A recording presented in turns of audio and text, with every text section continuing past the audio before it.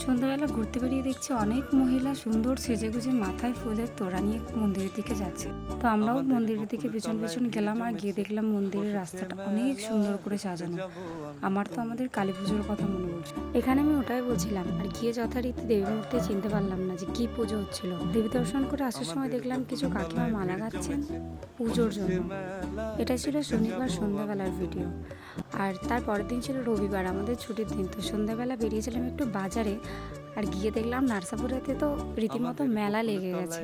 তো হাই, আমি পিয়ালি আর আমি থাকি ব্যাঙ্গালোরের একটা ছোট্ট জায়গা নার্সাপুরাতে। তো এখানে আমি কি বলছিলাম ভুলে গেছি। তো তারপরে আমরা যাচ্ছিলাম মেলাতে, অনেক দোকান বসেছিল।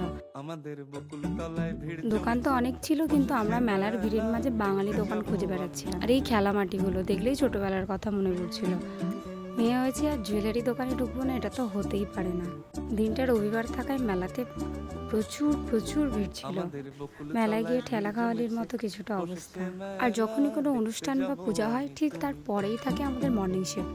তো মেলাটা ঠিক করে ঘোরারও উপায় নেই। মেলার শেষে হচ্ছিল সাংস্কৃতিক অনুষ্ঠান। তো কিছুক্ষণ দেখে বাড়ি চলে এলাম। বাই, সবাই খুব ভালো থাকে।